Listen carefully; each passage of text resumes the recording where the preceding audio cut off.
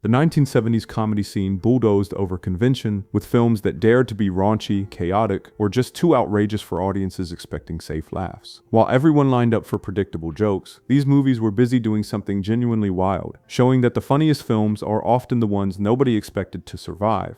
Blazing Saddles handed Mel Brooks a loaded weapon called satire and watched him aim it at everyone, creating a Western so offensive that studio executives tried forcing him to create a sanitized version they could bury if the original bombed. Brooks cast Cleavon Little as Bart, a black railroad worker appointed sheriff of an all-white town as part of a corrupt scheme, teaming him with the washed-up gunslinger Waco Kid to survive racist townsfolk and crooked politicians through outrageous pranks and fourth-wall-breaking madness. Brooks was confident that weaponizing racial slurs and taboo jokes could mock prejudice rather than celebrate it, betting millions that audiences would grasp the difference between satire and endorsement even when studios weren't so sure. Gene Wilder almost didn't get the role, because Brooks thought he looked too young and soft to play a broken-down alcoholic gunslinger. But when the original actor bailed, Wilder rearranged his entire schedule and flew in from London at the last minute, spending his first morning hanging upside down in a jail cell launching the performance that would save the entire production. Studio censors went absolutely ballistic when they read the script, flagging whole sections for removal and trying to force Brooks into creating a sanitized laugh track version called Black Bart that would strip away every controversial joke, but Brooks refused to compromise, and that watered-down version got shelved as a rights placeholder while the full film went to theaters. The set became this non-stop comedy laboratory where laughter ruined take after take, with Brooks leaving in accidental moments like a random pedestrian wandering onto the final shot because the chaos felt more authentic than perfection. When Blazing Saddles hit theaters in its full glory, the explosion was immediate, as critics and parental groups denounced it as filthy and dangerous, while audiences packed screenings to see what the outrage was about, turning Brooks's risky satire into a cultural lightning rod that proved comedy could tackle ugly truths if filmmakers had the guts to stop playing safe and start making people genuinely uncomfortable. Monty Python and the Holy Grail sent Graham Chapman on a legendary quest while he fought a much harder personal battle with alcohol withdrawal that nearly destroyed him during filming. Chapman plays King Arthur recruiting knights across absurdly bleak medieval Britain where peasants debate anarchism, French soldiers hurl barnyard animals from castle walls, and every noble quest devolves into logical insanity before a sudden police raid ends everything in total anticlimax. The Python troupe was betting their entire reputation that audiences would embrace a medieval comedy with no budget for horses, so actors pretended to ride while squires clapped coconuts, essentially gambling that surreal brilliance could compensate for production limitations. Chapman had quit drinking cold turkey right before filming started, determined to handle the physically demanding lead role sober, but withdrawal hit him viciously during the Bridge of Death sequence, where his hands shook so badly he could barely approach the edge, while Terry Jones watched in confusion, not realizing the real struggle happening. The absurdist style created nightmarish logistics, because most actors played multiple roles in nearly every scene, requiring choreographed blocking so viewers wouldn't spot the same person twice, while directors Terry Gilliam and Jones struggled to track who was supposed to be on screen. British censors went to war with Python over language and blasphemy, demanding they remove all references to explicit words and religious insults, allowing medieval violence and dismemberment, but drawing hard lines at mocking Christianity or saying rude things in ways that highlighted how bizarrely inconsistent cultural boundaries remained. Some days neither directors nor cast could figure out which scene they were shooting, as the recursive doubling of roles created dizzying confusion. But the troupe's dedication to comedic precision over personal friendship meant few close bonds formed even as they delivered performances that navigated an unmatched comic labyrinth. Holy Grail became this instant cult sensation that proved low-budget surrealism could triumph over Hollywood polish, establishing Python as comedy legends, while Chapman's quiet heroism fighting withdrawal without breaking character became the hidden story behind one of cinema's most beloved medieval romps. Meatballs almost didn't happen, because Bill Murray refused to commit to playing Tripper Harrison, ignoring director Ivan Reitman's desperate pleas while touring with minor league baseball teams and having too much fun to care about some summer camp comedy. Murray plays this laid-back counselor at underdog Camp North Star who mentors shy misfit Rudy through wild competitions against snooty Camp Mohawk, eventually delivering the iconic speech about how winning doesn't matter when you've found real friendship and self-worth. Reitman was betting everything on Murray's improvisational genius, carrying his first major film role, essentially gambling that the Saturday Night Live star's natural charm could anchor a movie, even though Murray kept dodging phone calls and leaving scripts unread at various ballparks. Ivan and producer Goldberg spent days chasing Murray across the country, and only on the third day of actual shooting did Murray casually stroll onto the Canadian set, greeting everyone with, "I think I'm supposed to be here," like he hadn't just caused a complete production panic. The legendary "it just doesn't matter" speech was pure improvisation, as Murray riffed over breakfast, then dazzled cast and crew in the actual take, transforming what could have been a throwaway line into the film's emotional core through sheer spontaneous brilliance. Real campers at Camp White Pine quickly discovered that Hollywood dreams meant endless boredom and missed swim sessions, eventually staging a mutiny by deflating the production dolly's hydrogen-filled tires and sabotaging equipment until Murray's star power calmed tensions enough to finish filming. Offset, Murray threw toga parties with the cast in soaked bedsheets after late shoots and invited young actors to backstage Saturday Night Live rehearsals where they found themselves smoking pot with Dan Aykroyd and Keith Richards in surreal moments that felt more unbelievable than any scripted scene. The shoestring budget meant improvising everything from using Montreal coffee shops as bus stations to building cabins for 20 grand over single weekends, with Murray personally shaving co-star Chris Makepeace's surprise mustache in a bathroom to preserve his character's innocence. Meatballs became the template for every summer camp comedy that followed, launching Murray towards superstardom while proving that genuine chaos and last-minute improvisation often create more authentic magic than careful planning ever could. MASH dropped Donald Sutherland and Elliot Gould into a Korean War surgical unit where dark comedy collided with blood-soaked operating tables, creating one of the most controversial war films ever made while simultaneously making everyone behind the cameras absolutely miserable. Sutherland plays Hawkeye Pierce, and Gould is Trapper John McIntyre, two irreverent surgeons who survived the carnage by launching relentless pranks against uptight Major Frank Burns, and by the book Major Margaret Hot Lips Houlihan, turning the Mobile Army Surgical Hospital into a chaotic circus where gallows humor is the only thing preventing complete mental collapse. Fox was gambling that Robert Altman's anarchic vision could turn a war comedy into something culturally significant during the height of Vietnam protests, betting audiences were ready for a film that treated military authority as a punchline rather than something sacred.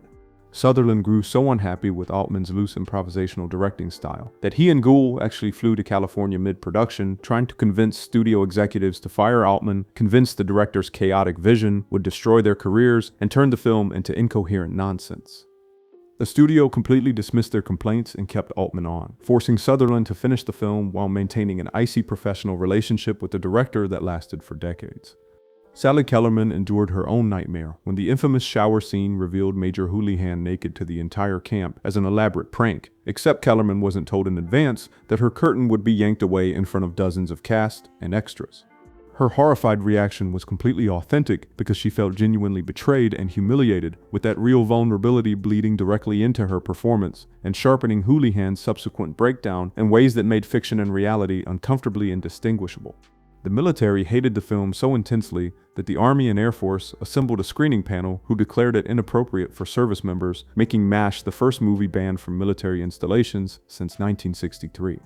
The controversy backfired spectacularly when civilian theater promoters started slapping "Banned by the Army" on newspaper ads, drawing massive crowds curious about what made this comedy so dangerous, and turning it into a cultural phenomenon that proved sometimes the best publicity is getting banned by the people you're satirizing. Animal House turned John Belushi into a national sensation and nearly killed him in the process, as his portrayal of Bluto Blutarsky blurred the line between fictional chaos and dangerous reality. Belushi leads the Delta Tau Chi fraternity at Faber College through escalating pranks and parties, while Dean Wormer plots their destruction and privileged Omega House tries sabotaging them, building toward the legendary homecoming parade, revenge that upends the entire town. Director John Landis was betting that Belushi's raw anarchic energy from Saturday Night Live could anchor an ensemble comedy about college misfits, essentially gambling that audiences wanted to see authority figures mocked and rules destroyed by lovable degenerates. Belushi would arrive late after partying all night and improvise most of his material, including the famous food fight that wasn't even scripted, spontaneously sparking a wild melee with dozens of extras as cameras rolled and captured genuine chaos.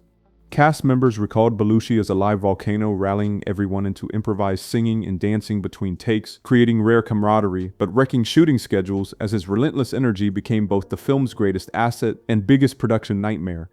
The cast lived together in Eugene and took their roles seriously off-screen, as real rivalries emerged between Delta actors and Omega actors, including actual food fights that left hotel managers furious and threats of eviction after drunken pranks broke lobby furniture. Landis spent as much time mediating party feuds as directing scenes, with genuine tensions heightening on-screen performances because the bullying and bitterness sometimes came from real frustration rather than acting. Schools banned screenings after release, while parent groups lobbied for censorship, calling it dangerous and morally bankrupt, sparking national debates about counterculture influence as networks refused to air it uncut, and ratings boards grappled with nudity, underage drinking, and sexual content.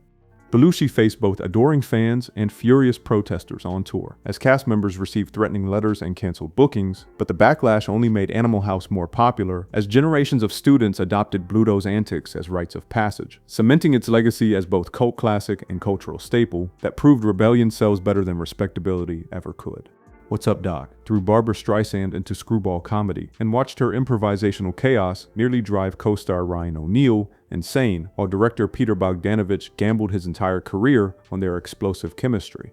Barbra plays Judy Maxwell, this irrepressible force who crashes into shy musicologist Howard Bannister's orderly life during a San Francisco conference, triggering wild chases when 4 identical plaid suitcases containing government secrets, jewels, and random rocks get hopelessly mixed up. Bogdanovich was convinced that Streisand's musical star power could translate into rapid-fire comedy, despite zero experience in the genre, essentially gambling that her fearless personality would compensate for technical inexperience if he just let her improvise wildly. Barbra rewrote her scenes minutes before shooting and tested multiple punchlines, while demanding Bogdanovich permit wild takes that baffled O'Neal and forced him to adapt constantly as dialogue and blocking changed without warning.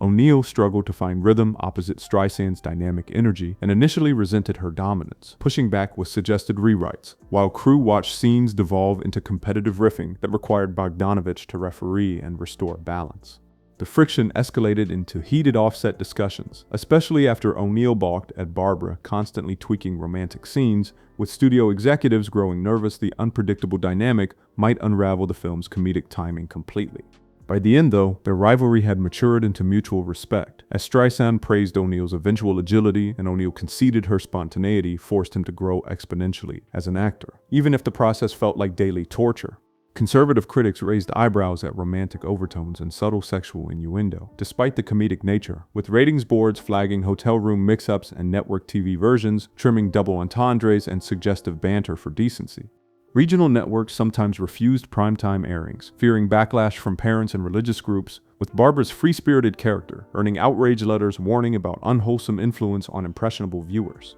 The uproar proved fleeting, though, as commercial success and critical praise pushed Hollywood further from rigid censorship, opening doors for more playful, liberating comedy, while Streisand's risky leap into screwball territory paid off spectacularly, even if the journey nearly drove everyone involved to the edge. Beyond the Valley of the Dolls sent Dolly Reed and an all-girl rock band into Russ Meyer's exploitation nightmare, where the line between performance and reality dissolved into drug-fueled chaos. Reed plays Kelly McNamara, leading the Kelly affair to Los Angeles, seeking fame and her wealthy aunt's help, only to fall under flamboyant producer Z-Man Barzell's influence as the rebranded Carrie Nation's rocket to stardom through a whirlwind of sex, drugs, and violence that ends in bloody murder. Meyer was gambling that his fast-paced exploitation style could transform a Playboy playmate into a legitimate actress, essentially trusting that authentic chaos and minimal rehearsals would create performances more visceral than traditional direction ever could. Reed felt overwhelmed, as Meyer demanded she drink real liquor during party scenes to capture genuine intoxication, blurring performance and reality, until cast members grew exhausted and disoriented while minor injuries and emotional breakdowns became routine. The shoot became this intense pressure cooker, where actors stayed in character off-camera, deepening emotional strain, with Reed negotiating the impossible balance between maintaining public image and embracing the film's provocative vision that pushed far beyond her Playboy experience. Meyer treated scripts as guidelines rather than rules, surprising actors with sudden changes and explicit demands that created a stimulating but taxing atmosphere where performers either thrived on spontaneity or crumbled under physical and emotional toll. The film was slapped with an X rating upon release, limiting theatrical reach as conservative groups branded it youth-corrupting, with scenes involving lesbian relationships, graphic drug use, and the climactic slaughter getting cut or blurred in multiple countries. The full uncut version remained unavailable for decades, while censorship fed the film's cult appeal on the midnight movie circuit, turning it into rebellious cinema that defined taboo pushing even as mainstream critics dismissed it. Reed's transition from playmate to cult film icon became a bittersweet legacy as the controversial reception overshadowed her praised performance, with Beyond the Valley of the Dolls becoming the ultimate example of exploitation cinema that sacrificed actors' comfort and reputations for something undeniably unforgettable that nobody could decide was brilliant or just exploitative chaos disguised as art. Shampoo put Warren Beatty in control as both star and producer, letting him craft George Roundy into this morally ambiguous Beverly Hills hairdresser whose sexual escapades unravel against the 1968 presidential election backdrop. Beat plays George-juggling girlfriend Jill, ex-wife Jackie, and wealthy socialite Felicia through romantic chaos that explores sexual liberation and superficial Hollywood glamour, while political unrest simmers outside the salon doors. Warren threw his reputation into the fire, counting on viewers to connect with a protagonist steeped in selfishness and promiscuity, essentially believing that jagged complexity would outshine the safety of a standard likable lead. He even demanded constant script rewrites and scene adjustments to align with his vision, exerting meticulous control that co-stars found both inspiring and intimidating as he fostered improvisation, but quickly asserted authority when performances drifted from his standards. His commitment to realism extended to personally learning actual hairstyling techniques to deepen credibility, with this intensity pushing actors to elevate performances, while his dual role as star and producer intensified every pressure on set. Julie Christie brought genuine vulnerability playing Jackie, while dealing with personal emotional upheavals off camera, frequently crying during key scenes as director Hal Ashby encouraged incorporating her real struggles into performances that blurred character and self. Critics and family groups decried the frank sex scenes and promiscuity portrayal as irresponsible decadence, with some theaters censoring sequences or posting warnings that inflamed media debates about morality in film. The backlash reflected broader cultural tensions about the sexual revolution as conservative voices clashed with 1970s liberalism, but Shampoo's commercial and critical success marked a turning point, signaling more open acceptance of complex adult themes in mainstream cinema.